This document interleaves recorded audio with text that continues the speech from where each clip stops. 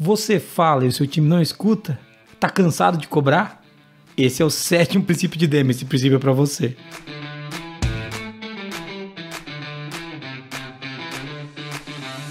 Sétimo princípio de Deming e chegamos à metade, são 14 e esse é o 7º. E esse princípio é adotar e fomentar a liderança.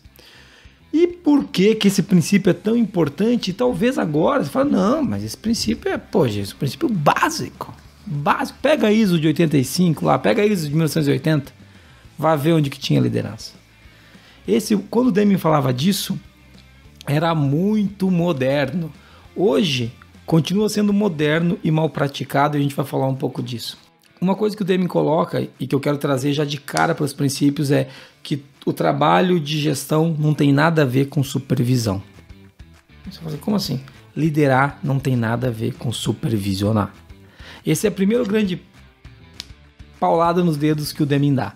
Muitas pessoas acreditam que fazer gestão é fazer cobrança, que liderar um time é cobrar as pessoas porque elas entreguem. E uma coisa, segundo o Deming, não tem nada a ver com a outra, e eu concordo plenamente. No livro, inclusive, o Deming fala assim que os administradores da gestão não têm que fazer cobrança. Uma coisa que ele coloca também, que é muito legal a gente abordar, é que ele fala o seguinte, que o enfoque exclusivo e intensivo em cobrança de números e resultados, ele pode afastar as pessoas e atrapalhar a liderança.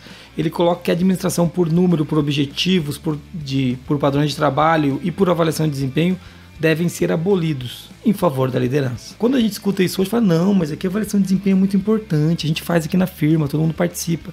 Então, o Deming acha que isso não contribuía, eu vou falar um pouquinho mais por quê. Uma das coisas que o Deming coloca, e que faz muito sentido, é que quando você coloca o foco nessas coisas, você está deixando um pouco de lado a gestão do trabalho das pessoas, a gestão da execução e principalmente a liderança do time para levar ao propósito, que é o primeiro princípio. E uma das coisas que os líderes eles têm que entender é sobre o trabalho do qual eles lideram a equipe. E uma das coisas que o Deming fala é que ele fala 19 entre 20 supervisores não têm ideia do trabalho que lideram. E isso é preocupante. Porque pensa, quando o teu liderado olha para você e pergunta aí, o que eu faço? Você fala, não sei, cara, você não recebeu o treinamento para fazer isso? Isso acontece. Então o Deming bate muito nessa tecla de que os líderes atuais, os supervisores atuais conhecem muito pouco o trabalho e que isso não contribui para a construção da qualidade que ele acredita, que é essa dos 14 princípios. Então, liderar as pessoas é entender sobre o trabalho, é entender o trabalho que elas fazem e a maneira em que elas podem se desenvolver para entregar isso. Uma coisa importante que o Deming fala, quando ele fala de liderar as pessoas e que os líderes, os encarregados não entendem nada do trabalho, é que ele faz uma alusão a como era antes. Ele falava que antes, um supervisor, um encarregado, um líder, o que ele fazia? Ele conhecia muito bem o trabalho, ele participava da seleção do time, escolhia as pessoas com quem ele queria trabalhar, essas pessoas vinham trabalhar com ele, eles trabalhavam juntos naquilo. E hoje, ele até faz o seguinte, ele cita aquele número que eu falei, 19 entre 20 não conhece o trabalho que vão fazer, e agora vão cair alguns disjuntores. Ele fala assim que a impressão que eu tenho é que as vagas de supervisão são um lugar para a gente colocar os universitários recém-contratados. Ficou triste com a notícia, né? Mas é o que o Deming coloca. E eu acho que faz muito sentido. Muitas vezes a gente pega um cara com uma porrada de diploma, coloca ele para fazer um trabalho que ele não entende nada. Entendeu? Não que os diplomas sejam ruins, eu acho que nem o Deming também estudou, ele não tem um problema com isso. Mas o fato é que a experiência que deveria entregar para esse cara a capacidade de liderar um time. E o Deming fala que isso era muito pouco.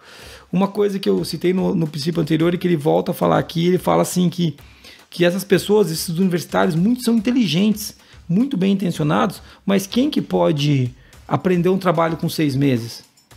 Agora caíram mais uns 2 disjuntores, né? Se você está assistindo a gente, você é um cara mais novo assim, você deve estar pensando, pô, mas 6 meses eu já queria ser diretor da empresa. Pois é, meu filho, o Deming é de uma outra época. Inclusive, uma época que eu estou para dizer que está voltando, uma época em que as pessoas conhecem do que estão fazendo para poder liderar alguém. Uma outra coisa que o Deming fala e que faz muito sentido para mim é quando ele fala o seguinte, que a maioria dos trabalhos de supervisão e acompanhamento hoje é feito basicamente por números e percentagens que pouco dizem a respeito do trabalho. Agora você fala assim, pô, Jesus, mas o Deming era estatístico, ele não gostava de números, ele não gostava de percentuais? Pensa um pouco aí. Sim, é claro que ele gostava de números. O cara era estatístico, ele trabalhou no censo americano, ele não tem problema com isso. O ponto é que os supervisores, o que eles faziam? Ele está trazendo um exemplo. Muitas vezes usa uma média burra, onde ele define uma média e fala assim, putz, tem pessoas que estão abaixo da média, mas é óbvio, se você tem 5 caras, a metade vai estar abaixo da média. Se você definir uma média, pelo menos 2 vão ter que estar para baixo dessa média, entendeu? Porque se existe uma média, alguém vai estar abaixo da média.